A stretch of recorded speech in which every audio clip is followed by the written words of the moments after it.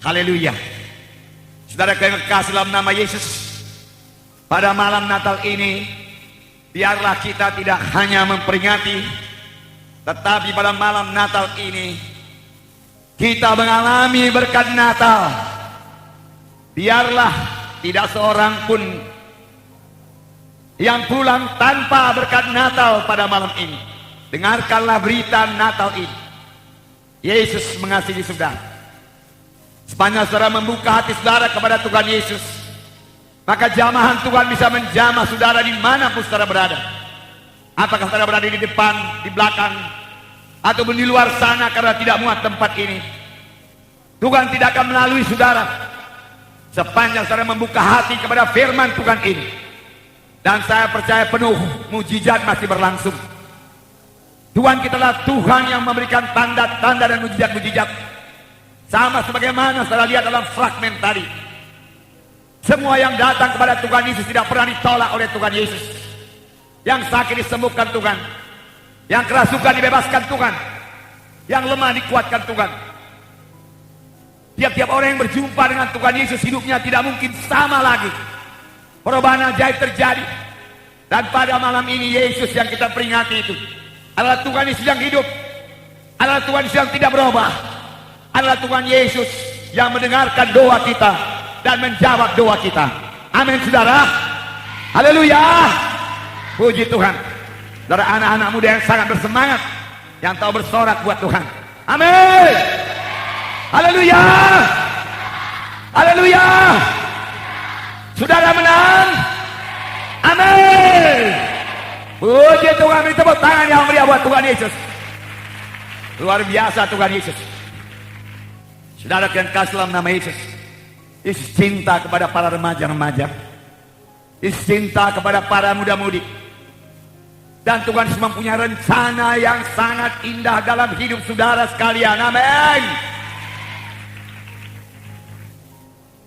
Biarlah semua para remaja, semua para muda-mudi sampai kepada rencana Tuhan yang indah ini. Amin. Tuhan Yesus tidak mengendaki seorang pun di antara saudara gagal. Kegagalan bukan daripada Tuhan. Tuhan tidak mengendaki anak-anaknya atau orang yang bersandar kepadanya, yang percaya kepadanya, menjadi orang gagal di dunia ini. Tidak. Bahkan Tuhan mengendaki semuanya kita ini menjadi orang yang berhasil di dunia ini, dan berhasil pula mencapai hidup yang kekal, berhasil sampai kepada panggilan Tuhan di dalam hidup kita. Amin. Itu maksud Tuhan. Hanya setan yang mengendaki kita ini gagal, dan setan memakai segala cara supaya maksud Tuhan yang begitu baik, yang begitu indah, mulia, suci, agung, dan penuh dengan berkat itu jangan sampai kepada pemuda-pemudi yang begini banyak. Tetapi saya mau mengatakan pada saudara, isilah hati saudara dengan firman Tuhan. Isi hati saudara dengan firman Tuhan. Saudara dengarkan pada malam ini. Kemudian saudara setia kebaktian minggu dan senantiasa penuh dengan firman Tuhan, maka segala rencana setan, rencana daripada musuh kita itu akan dihancurkan oleh kuasa firman Tuhan. Amin. Jadilah anak-anak muda yang memiliki firman Tuhan, yang pada zaman sekarang ini sudah sangat langka di dunia ini. Jadilah anak-anak muda yang mengucapkan firman Tuhan. Jadilah anak-anak muda yang bersaksi mengenai kasih Tuhan. Segala macam cerita boleh diceritakan oleh anak-anak muda dunia ini. Hanya satu yang tidak bisa dia ceritakan, yaitu berita-berita tentang Yesus. Tapi saya percaya sekitar 2.000 orang lebih di sini berkumpul. Sudah malam ini lalu akan jatuh cinta kepada Tuhan Yesus. Maka mulai saat itu saudara tidak akan bisa berhenti lagi menceritakan tentang Yesus kepada siapa saja saudara temui dalam hidup saudara. Amin. Tidak ada suatu kuasa neraka apapun, kuasa iblis manapun tidak bisa menahan anak muda yang begini bersemangat, yang penuh dengan firman Tuhan, penuh dengan Roh Kudus. Saudara, anak-anak muda para remaja akan menggoncang medan Sumatera Utara ini buat Yesus. Amin. Saya mau mengatakan kepada saudara, Yesus bangga melihat saudara. Amin. Saya juga bangga melihat saudara. Amin. Saya sendiri ingat waktu saya berumur 23 tahun, saya terjun dalam ladang Tuhan. Saudara, saya tidak khawatir akan masa depan saya. Sendiri ke desa-desa. Walau orang tua saya melarang saya waktu itu. Karena saya di tingkat terakhir di Fakultas Teknik USU. Dia kepingin sekali saya menjadi insinyur. Sebenarnya tidak salah menjadi insinyur. Tidak salah menjadi dokter. Tidak salah menjadi sarjana. Tidak salah. Amin. Bahkan Tuhan memberikan istri kepada saya, seorang dokter spesialis anak, yang juga sangat menjadi penolong kepada saya dan penolong bagi pekerjaan Tuhan ini. Namun pada waktu itu saya begitu berapi-api buat Tuhan, sehingga segala sesuatu yang lain saya berani mengatakannya sama sebagaimana dikatakan Paulus, segala sesuatu yang lain sebagai sampah-sampah bagiku. Karena keuntungan, karena berkat yang luar biasa, karena panggilan yang begitu indah yang terdapat dalam Yesus Kristus Tuhan kita. Amin. Puji Tuhan, puji Tuhan. Saudara, dalam Alkitab banyak anak-anak muda yang dipakai Tuhan. Bahkan dari kecilnya dia kenal firman Tuhan. Dia hidup dalam firman Tuhan. Dia tidak tahu dosa. Dia tidak menyentuh dosa. Para anak muda remaja sekalian, janganlah saudara-saudara merasa rugi kalau tidak pernah masuk ke disko. Jangan merasa rugi kalau tidak tahu apa itu pub. Jangan merasa rugi. Saya sendiri umur 50 tahun lebih, saya belum tahu apa itu semua. Amin saudara. Dan saya nggak kepingin tahu. Saya kepingin tahu rahasia Tuhan. Amin. Saya kepingin urapan Tuhan. Amin. Rahasia-rahasia sorga. Haleluya. Haleluya. Di antara anak muda itu kita melihat Yusuf dalam perjanjian lama, yang dari kecil setia, yang dari kecil beribadah kepada Tuhan, hormat kepada orang tuanya, dan dia diberkati Tuhan. Walaupun setan mau menjerumuskan dia kepada dosa, tetapi firman Tuhan yang ditabur oleh bapaknya, firman Tuhan yang didengarnya sejak kecil, itu menjadi benteng yang teguh kepada Yusuf. Sehingga pada waktu istri Potifar membujuk dia, merayu-rayu dia, menggoda dia, dengan tegas Yusuf berkata, tidak, tidak, tidak, tidak. Amin. Demikian hendaknya pemuda-pemudi sekarang.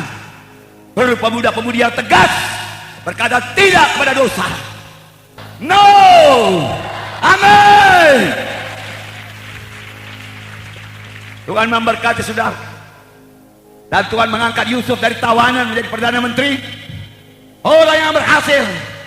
Mengapa? Firman Tuhan berkata, karena Yusuf disertai Tuhan. Firman Tuhan berkata kepada semua muda-mudi pada hari ini, aku tidak pernah membiarkan kamu, aku tidak pernah meninggalkan kamu. Adakah saudara bersuka cita? Kalau begitu apakah saudara masih khawatir lagi menghadapi hidup ini? Yesus beserta saudara. Amin. Haleluya. Yang belum merasa pasti pada malam ini, pastikan saudara beserta dengan Yesus.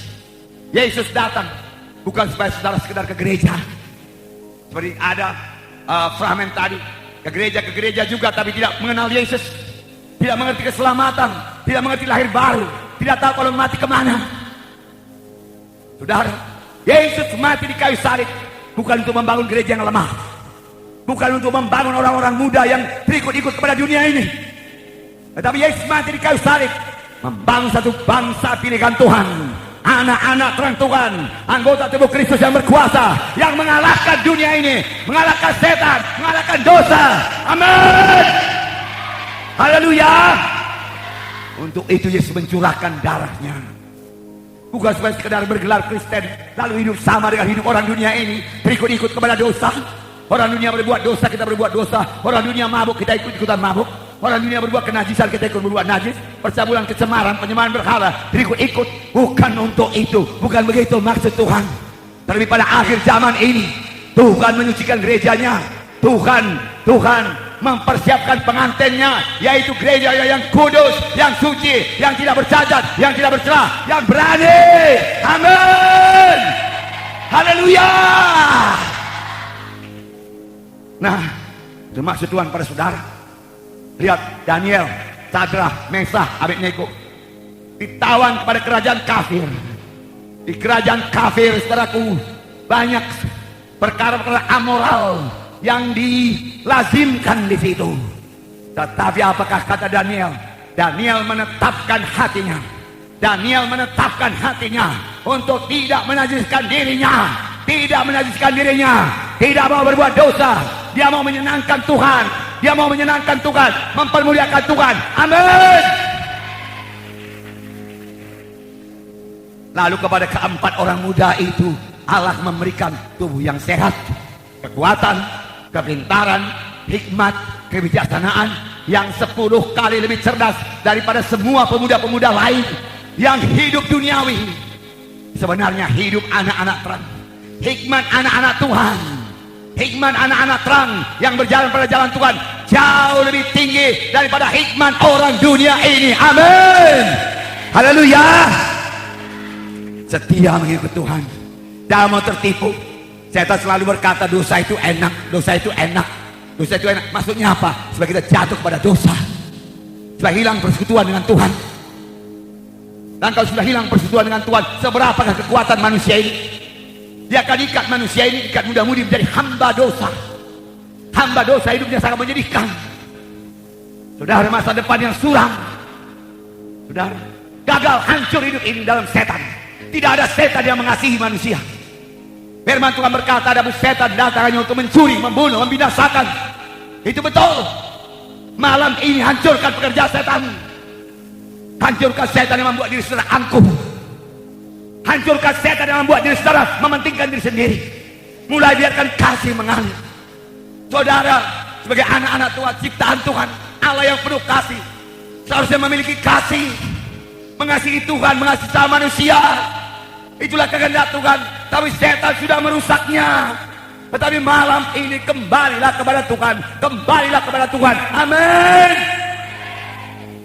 Ini malam Natal. Mana yang sudah membebaskan saudara? Dari manakah saudara? Apakah saudara sebagai anak yang hilang, yang telah hancur oleh dosa, rusak oleh dosa? Malam ini tangan Bapa, tangan Yesus terbuka bagi saudara. Saya katakan kepada saudara, bukan kebetulan saudara berada pada tempat ini. Dosa yang melapat mas sekali pun akan disucikan olehnya dan mulai hidup baru. Berapa lama lagi saudara mau hidup dalam dosa? Berapa lama lagi hai muda-mudi mau memuaskan kehendak daging dan hawa nafsu, mabuk-mabuk dan segala perkara-perkara yang tidak layak, perkara-perkara jelek lainnya? Berapa lama lagi? Inilah saatnya bertobat. Ini akhir zaman. Saya katakan kepada saudara, dunia ini pun sudah tua, dunia pun sudah capek. Orang dunia pun beberapa hari yang lewat mengatakan dalam koran bahwa dunia ini mendekati kiamat. Firman Tuhan lebih jelas mengatakan, kejahatan akan bertambah-tambah, pengajaran sesat akan bertambah-tambah. Mereka akan merupakan dirinya sebagai orang yang beribadah, tapi menolak kuasa ibadah itu. Akan bertambah banyak orang mengatakan dirinya orang beragama, tapi sama sekali tidak punya kuasa untuk menolak dosa, untuk mengubahkan dirinya. Tidak bisa. Jangankan mengubahkan orang lain, dirinya sendiri tidak berubah. Jika oleh dosa, kebiasaan-kebiasaan yang jelek, kelemahan, penyakit mengikat mereka, bagaimana mereka bisa menolong orang lain? Saudara, itu terjadi. Merupakan diri sebagai orang beribadah, tapi tidak ada kuasa. Ke gereja, punya kedudukan, berebut kedudukan lagi di gereja, tetapi tidak ada kuasa. No power, no anointing. Tuhan tidak menghendaki demikian. Kamu akan beroleh kuasa. Tuhan berkata, kamu akan beroleh kuasa. Apabila Roh Kudus turun ke atas kamu, beroleh kuasa. Tuhan menghendaki gerejanya berkuasa. Amin. Tuhan menghendaki gerejanya mengalahkan dunia. Amin. Tuhan menghendaki anak-anaknya mengalahkan dosa. Amin. Gereja adalah terang dunia ini. Amin. Saudaraku, gereja yang mempengaruhi dunia, bukan dunia yang mempengaruhi gereja. Kita mengubah dunia. Amin. Kita mengubah dunia. Amin. Kita merusakkan pekerjaan setan. Amin. Nah, itu anak muda Daniel, saudaraku, mengubahkan kerajaan Nebukadnezar, kerajaan dunia waktu itu. Dia harus dipakai. Demikian Sadrak, Mesak, Abednego menjadi pada jalan Tuhan. Demikian saudaraku, Daud cinta Yesus. Di padang-padang Efrata di Bethlehem dia memuji Tuhan. Tuhan itulah gembalaku, takkan kekurangan aku. Dan Tuhan mengangkat dia dari gembala menjadi raja Israel. raja yang terbesar, Daud, ini mengikut Yesus. Mari ikut Yesus sungguh-sungguh, saudaraku. Dengan apakah orang muda menjaga jalannya suci dan tidak berdosa, jikalau dia diisi dengan firman Tuhan. Amin. Mengapa orang tua kadang-kadang banyak kali kecewa? Anak dikirim dari kampung, masuk belajar, kirim ke Jakarta, kirim ke Bandung, gagal. Mengapa? Semuanya diberikan kepada anak itu, uang diberikan, nasihat tua-tua, petua-petua diberikan. Waktu mau berangkat didoakan. Lebih daripada itu dipanggil dukun, diberikan pegangan, jangan terganggu apapun. Semua diberikan, pakaian diberikan. Hanya satu yang tidak diberikan, firman Tuhan tidak diberikan, Yesus tidak diberikan. Apa jadi kepada anak itu? Anak itu menjadi anak muda yang kosong daripada firman Tuhan, yang dengan mudah dipukul setan, ditipu setan, gagal. Beberapa telah saya layani, beberapa terganggu jiwanya, datang dengan orang tuanya ke rumah, segak-segak dikirim ke Bandung, pulang sudah teleng-teleng, sudah bodok-bodok. Kenapa? Sudah kena ganja. Ada sudah nggak bisa bicara lagi, diam, depresi, tertekan. Mengapa? Kosong daripada firman Tuhan. Malam ini miliki Yesus dalam hati saudara, amin. Saya mau mengatakan pada saudara, pada malam ini Yesus mengetuk pintu hati saudara. Inilah makna Natal. Kalau Yohanes 3:16 berkata, karena demikian Allah mengasihi isi dunia ini, sehingga dikaruniakan anak yang tunggal itu, supaya barang siapa yang percaya kepada tidak binasa, melainkan beroleh hidup yang kekal. Betul. Ini yang kita peringati. Bagaimana jalannya beroleh hidup yang kekal? Pada malam ini Yesus mengetuk pintu hati saudara. Dengarlah. Barang siapa yang mendengar suaraku dan membukakan pintu, aku akan masuk ke dalamnya dan tinggal dalamnya. Ia dengan aku makan dengan dia, aku berkata-kata dengan dia. Firman Tuhan berkata demikian. Ada persekutuan dengan Yesus. Inilah keselamatan. Ada persekutuan dengan Yesus. Inilah keselamatan. Saudara boleh berdoa, dan Tuhan sudah mendengarkan doa saudara. Doa saudara tidak melayang-layang lagi. Saudara tahu Tuhan mendengarkan doa saudara. Dia dekat dengan saudara. Tiap kali saudara berlutut, Yesus ada di situ. Saudara berlutut berdoa kepada Tuhan. Tuhan, hamba-Mu datang padamu. Yesus hadir. Saudara merasakan kehadirannya. Maka sekarang saya merasakan kehadiran Roh Kudus di sini, kehadiran Tuhan Yesus di sini. Saudara, maka malam ini akan terjadi mujizat Tuhan tengah-tengah kita. Amin. Beri tepuk tangan yang meriah buat Tuhan.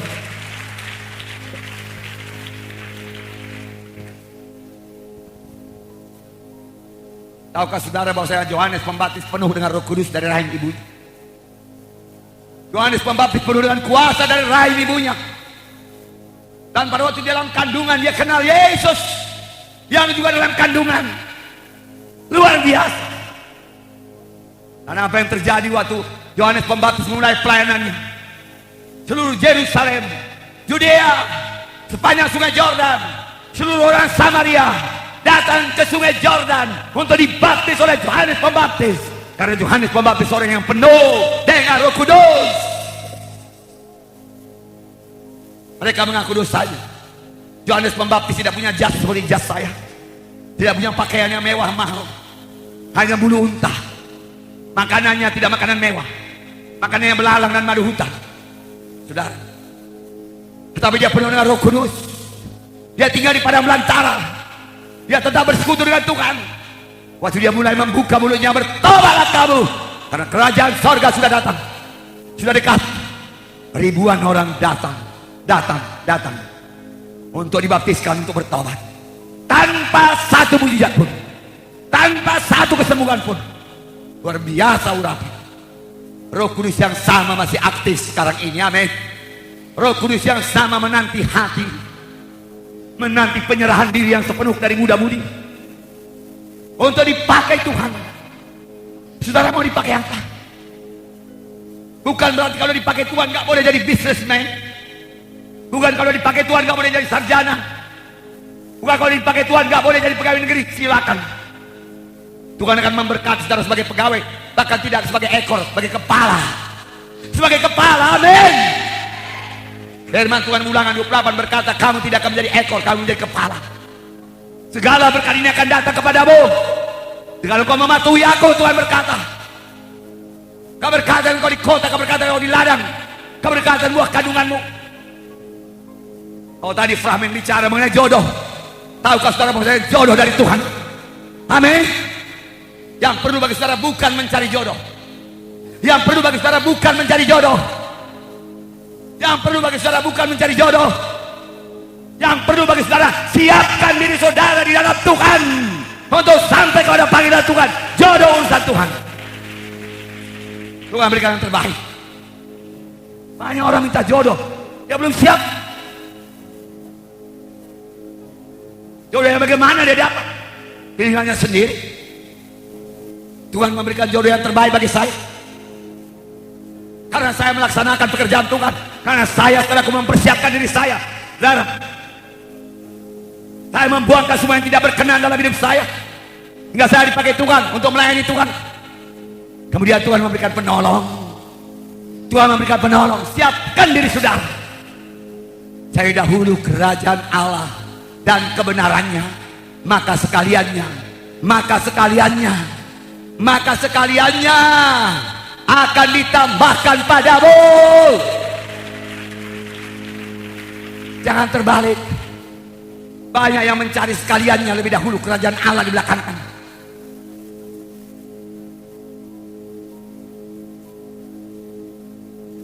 Sekalian ditambahkan padamu, Tuhan berkata. Nah, saudara, biarlah saudara, karena saudara tidak kebetulan berhimpun pada malam ini, saudaralah tiang-tiang gereja pada masa yang akan datang. Amin.